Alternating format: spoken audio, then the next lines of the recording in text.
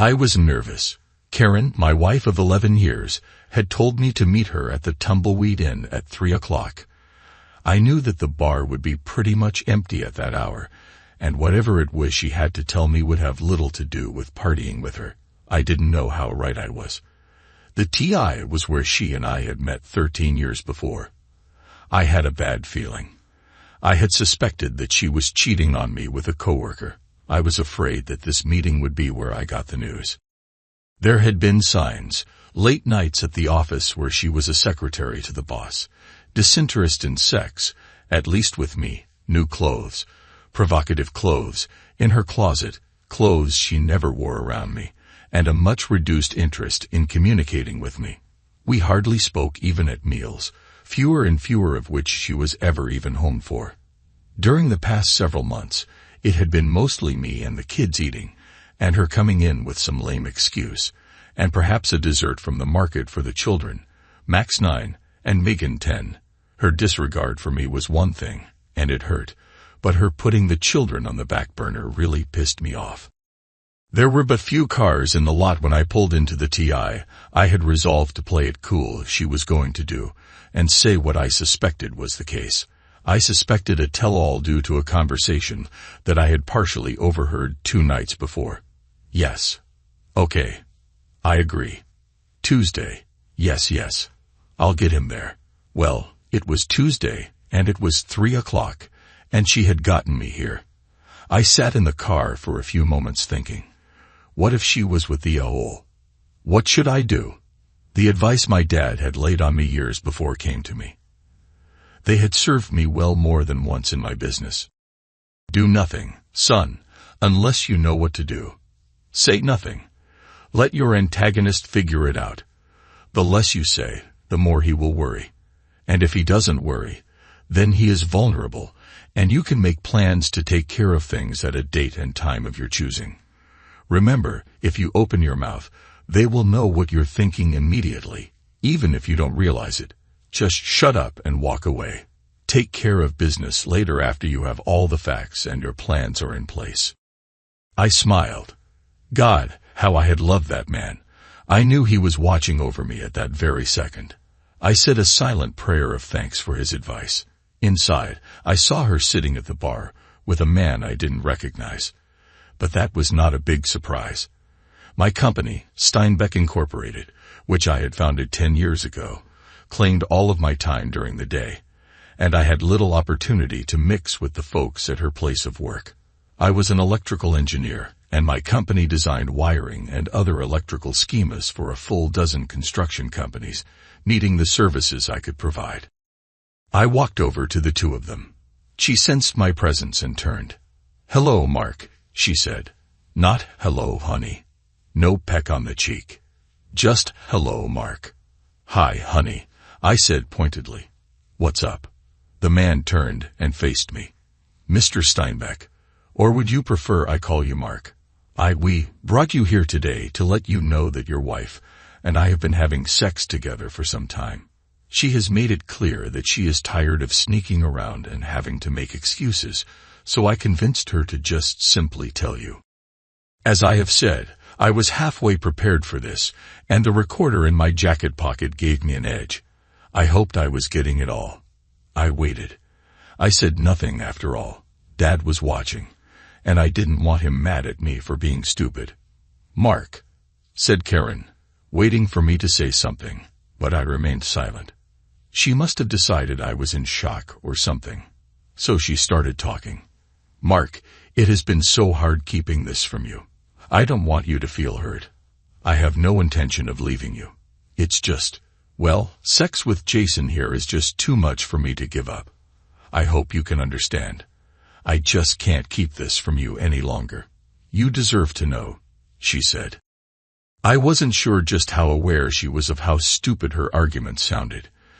Karen had not finished college, for obvious reasons, but I had never considered her actually dumb until that moment.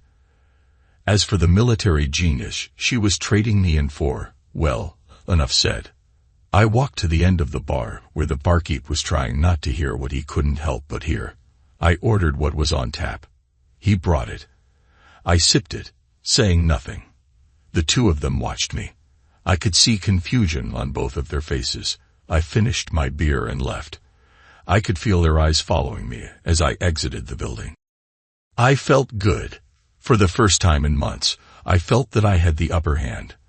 I might have been imagining it, but it was definitely how I was feeling. I went directly home. The kids would be waiting for me. I kissed the kids hello and laughed and told them it was going to be a good weekend for them. They yelled and cheered, and we went to get ice cream, and I told them of my plan, which I had formulated earlier that day. They would be staying with their Aunt Susan and Uncle Dak for the weekend. They loved my sister and brother-in-law, and they loved them. Sue and her husband, an ex-Army Ranger, had been unable to conceive.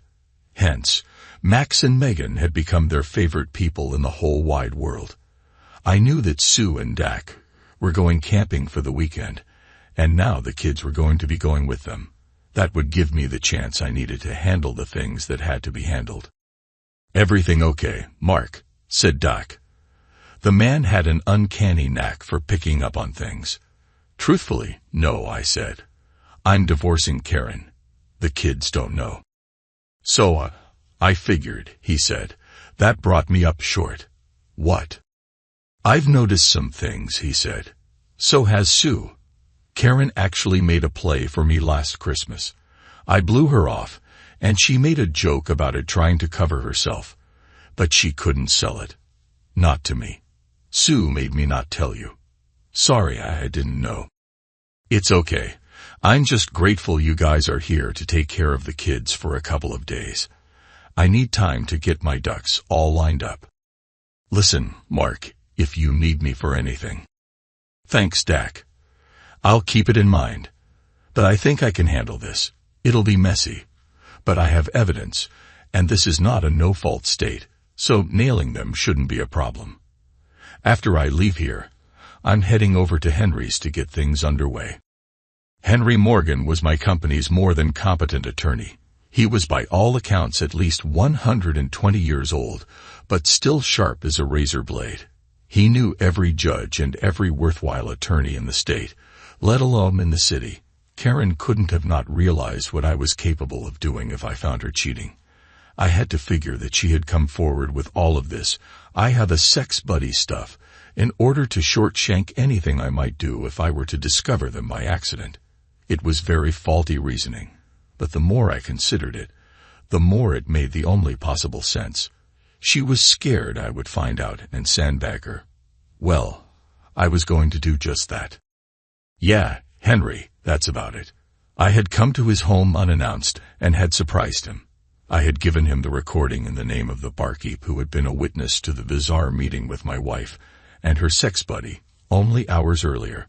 "Okay, I will have them both served on Monday. Are you going home?" he asked. "Yes, I guess so. I don't want to tip her off too soon. I will be kicking her out as soon as you tell me they've been served." "Okay. Malcolm will interview the witness and get him to sign an affidavit tomorrow, even though it's Sunday. Speed wins in this business. Hit them hard, hit them fast, and leave them bewildered and sucking dust. I always say," he said. I liked the way this man thought. "And Mark." "Yes. Sorry about your marriage, and especially about Max and Megan. Anything you need." "Thanks, Henry. I appreciate it." I left feeling very, very good. I had an ex-ranger and a real tough lawyer running point. Now all I had to do was sit back and let the consequences unfold. I had told Henry to deny her anything whatsoever. She was to get nothing. He said it wouldn't be a problem. With any other lawyer, I knew I would probably have to give her half of everything. But her actions, as proved by the recording, according to Henry, would give him the leverage to crush her in court. If Henry said it, it was true. That was something I knew to be absolutely certain. I was feeling better and better as I drove home for possibly the last weekend I would be spending with my soon-to-be ex-wife. Arriving home, I was shocked to see a strange car in the driveway. It had to be Jason's. It was getting dark. I wondered if I would be lucky enough to get a pic or two of the lovers. I parked a couple of houses down and snuck up to the house as unobtrusively as I could. The lights were out. As I neared the house, I saw Rex Stottlemyre, my next-door neighbor, pulling the trash out to the curb. Rex was a cop. I stood directly beside the strange car and looked at him. He saw me and waved. I nodded. He'd seen the car. I was glad. It was yet another witness. I noted the jerk's plate number. I would give it to Henry tomorrow along with Rex's name and address, and maybe a couple of pics if I could get him. I entered the backyard as though going to get my trash bins to bring them out. Rex had gone back in by then, so I could still try and sneak in and get my pics. They were in the front room. I pulled out my cell and shot them through the sliding glass doors at the back. Thank God for modern cell phones. He was doing her from behind while she knelt on the couch. I got about 10 pictures, put away my cell, and entered noisily through the sliding glass door. They heard me. The two turned, looked at me, and continued doing what they were doing. I went upstairs. The nerve. I thought. I seethed, but I waited. About 15 minutes later, I heard the front door downstairs open and close, and then the roar of the jerk's engines as he drove off. I waited for a minute or two more, and then went back downstairs, heading for the kitchen. I heard the shower running as I passed the downstairs bathroom. I poured myself a cup of coffee and waited. This was going to be interesting. 10 minutes later, she came and joined me. "You okay?" she asked. Her voice was kind. I didn't say anything. I just sipped the coffee and waited for her to say something meaningful. It concerned me that she didn't even think to ask about the kids. This woman was not the woman I had married more than a decade past. "Mark, we have to talk. The kids are at my sister's. Thought you might like to know." "What?" "Oh yes, I noticed they weren't here when I got home." She looked flustered now. "Look, are you okay?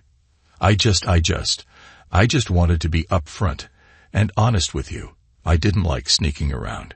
You're a good man, and you deserve better. It's just sex, Mark, only sex. I will deny you nothing when we are together, and Jason knows that, and is okay with it. He's a good man. It was his idea not to hide things from you anymore." I couldn't resist. "Sorry, Dad, so I can make love with my lawfully wedded wife, and Jason is okay with that. Damn, that's very nice of him." No need to be sarcastic, Mark. But yes, you are right, I deserve better. I was laughing inside, but my outward demeanor was calm, even reflective. "You're not a cuck or whatever," she said. "You're my husband and a good daddy, and I love you. And save it, Karen. I'm going out. Don't wait up for me." I had to get out of there. I couldn't stand to be near her. She was dead to me. Monday it would be all over, and she would well be history. I retraced my steps of earlier in the day. I was back at the Tumbleweed, and the same barkeep was on duty. I bellied up and took my place at the end of the bar. The place was crowded now, especially for a Tuesday night. I ordered a tap and asked the guy, "What's up?" I indicated the crowd. "Ladies' night, and the wolves are out." He nodded toward the far corner. The lighting was dim, but I saw him. Jason was making out with one of the ladies. So the cheater was cheating on the other cheater. Why was I not surprised? Or maybe he wasn't cheating on the other cheater. Maybe the other cheater knew he had other interests. "I overheard that stuff earlier today, man. If you need a witness." "Thanks. Maybe I will," I said. "My wife pulled that crap on me too a few years ago, but I didn't have anybody to stand with me. So I got rimmed pretty bad in court. Got to keep this place, though. So that was something, I guess. It'd actually be good if half of what I make didn't go to alimony." We talked off and on for the next 4 hours straight. I made a mental note to talk to Henry about maybe getting this guy some justice if he helped me nail Romeo and Juliet. Us suckers had to stick together. Jason never noticed me at the bar. I had managed to get some good shots of him and his little chick. I would use them to show my wife if indeed She thought she was exclusive with him. But that would have to wait till after the big show on Monday. I got home around 4 in the morning. Josh, the barkeep, and I had had a half-dozen cups of Joe after closing. He lived upstairs from the bar, so he had nowhere to go. And since he was living alone, I guess I was a good candidate for late-night conversation. I liked the guy. Plus, he was a damn good bartender. A major plus in my view. I was pissed at Karen. But I wanted to sleep in my bed, not in the damn guest room. There's something about a man's own bed. It's something that my wife knew about me, and that might be why she'd have sex in the front room instead of upstairs. I slid in beside her. She was awake. I felt her hand reach for me. I jerked it off me and just rolled over and slept. She evidently did the same. The light streaming in through the cracks between the window curtains woke me. It was almost 8 o'clock. I could smell bacon frying in the kitchen. I got up, showered, dressed, and went downstairs. She was in a good mood. I guess she thought that everything was all right, or at least that our marriage was not terminal. "Hi, sleepyhead." "Morning," I said. "Smells good." Well, it did. I was hungry. It might be the last day of our married life, but I didn't have to be all mopey about it. The stuff would hit the fan tomorrow, but today was going to be a good day. I just knew it. "I'll be here all day today for you," she said. She said it like it was a special favor to me since I was being so reasonable. "Oh yes, and if you're good, you might get really lucky," she said. She was actually giggling. I didn't know whether to laugh or be sick to my stomach. How could this cheating witch of a wife actually think that I would consciously accept what she was selling? I just giggled back at her. "I have to take my car into the shop later this morning. Have to have new brakes put on." "Oh, I thought we might." "Maybe later." I had to figure a way to avoid her, and it wasn't going to be easy. I really didn't want to sleep with her, but I supposed I could endure it if I absolutely had to keep her off balance. Just before leaving to get the brake job, which incidentally had not been a lie, I hid my little voice-activated recorder near the kitchen phone. I figured if she called him, that would be the phone she'd use. I was right. God, how I loved the intrigue. 3 hours later, I was back. I retrieved the recorder while she was taking the trash out, and I went into my office to hear what might have been caught on it. It was hurtful when I heard her say she loved him. Mighty hurtful. It was especially so since I knew he didn't give a damn about her. I couldn't wait to show her the dated pics I got of him and his chick the night before. That would put a crimp in her style. "Hi, it's me." "Yes, he's gone out to do something on the car." "I don't know. Jason, he might not want to." Yes, I will try. He loves me, so maybe. But okay. I understand. I just don't want to lose him. I don't know. Maybe we went too far shoving it in his face like that. I know, bud. Okay, bye. I love you too. I sat there, in my office, in a state of wonder. I had married a moron. It was embarrassing. I wasn't sure now if I even should divorce her. How could anyone that stupid be held responsible for her actions? No, the hurt was too deep. The in-your-face audacity of the pair made any kind of reconciliation impossible. And then there were the children. She clearly didn't give a damn about them. Unforgivable. I was up and out of the house before she even awoke the next morning. It was Monday, and soon it would be the living end for her and her lover. I first went to the office to let my secretary, Elspeth, know I would be out for the rest of the day. Being the boss had its upside. First stop was Henry's office. He had news. Malcolm, his part-time PI, had gotten some stuff per Romeo. He was married, had 6 kids, believe it or not, and his wife had the money and the family. A housewife 10 years his senior, she apparently had no clue as to his philanderings. I instructed Henry to take him down big time and also gave him my latest recording in my cell with the pics. He smiled at that. I also mentioned to him that I might have a special job for him and Malcolm after the dust settled. I knew that Sue and Dak would get the kids off to school. It was having to talk to them later in the day that was scaring me. But there was nothing for it. It had to be done. Henry had set it up for the two lovers to be served at work. There was a restraining order against her coming back to the house and against him as well. The papers were set to be delivered just before lunchtime. I asked Henry to make sure it was done as loud and with as much fanfare as possible. I wanted the two lovers to hurt. Also, I had asked that he make any and all evidence against the pair available to Jason's wife. What she did with it would be up to her. God, how I wanted to be there when my wife was served. And then I thought, why not? I was in the hall when the server arrived. I didn't know him, and he didn't know me, so he just walked right past me to the office where my wife worked, the boss's office. "Excuse me, are you Mrs. Karen Steinbeck?" "Why, yes I am," she said, smiling. I was watching from the doorway, and she didn't see me at first since she was turned to speak with the server. He handed her a manila envelope. "You're served." Her face clouded.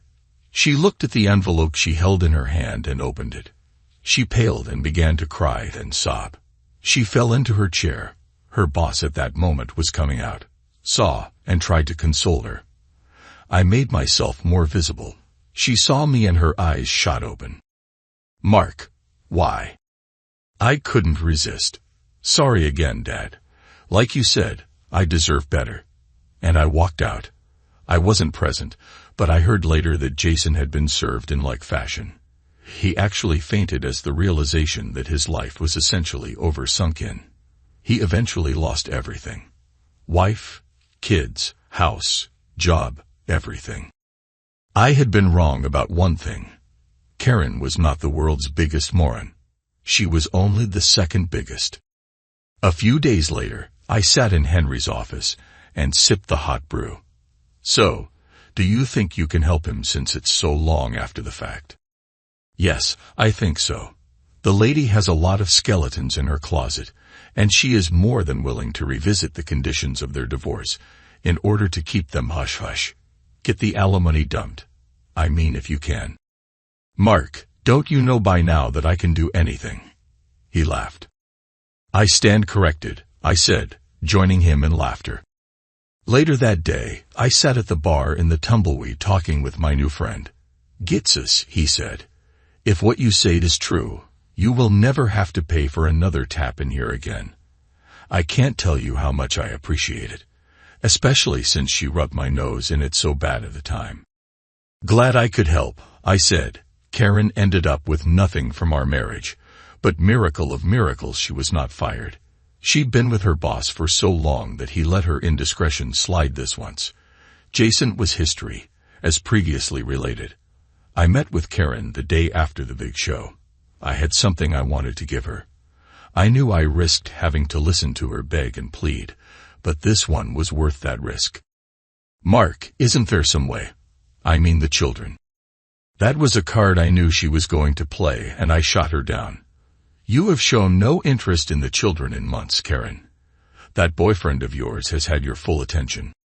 Mark, he's a good man. He's like you in so many ways. I think that's why I fell for him in the first place. He loves me too. That's why we tried so hard to make you understand. It was for you that we bared our hearts and souls. Now you have seen fit to destroy us. All of us, even the children. How could you?" The tears came again. This time, she had really pissed me off, making it all my fault. God, I was mad. "Mark, it's not too late. There's still in us if you want it. I know I can make Jason understand that you have needs too. You'll still be my number one. You're the father of my children. How could you ever be otherwise? Jason is outside of us, not part of us. I will make you a very happy man if you only give me the chance." I was almost speechless. I couldn't even get mad. This was beyond dumb, stupid, moronic. She actually believed her tripe. She needed help, but somebody else was going to have to provide it. She was history to me.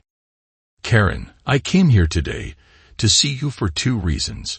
One, I am going to allow you unrestricted visitation with the children, but never your lovers. I am going to give you some money to get you into a new starter apartment, but then you will have to fend for yourself. The condition for this largesse on my part is that you do not in any way contest the divorce. If you do, I will come at you with everything I have. And Karen, you have no idea what I am capable of. Am I clear so far?" She stared at me. It was clear she had hoped against hope that I would take her back, and that I would be okay with her keeping on with world-class Morin number 1. Like I said, she was going to need help. "Number 2 are these." I pushed a manila folder toward her. "Please check the dates at the bottom of the photographs," I said. They were the photos I'd taken Saturday night of Jason and his chick. She pulled them out and stared. "But these are from last Saturday night. You are not his true love. You never were. He's a player. Have a nice life," I said. I rose, threw a 20 on the table for the waitress, and left. She was shedding the tears of the despairing as I exited the building. Thanks to everyone who took the time to listen to today's stories. If you enjoyed it, please consider liking and subscribing if you haven't already. Feel free to share your thoughts on the events in the comments below. Take care.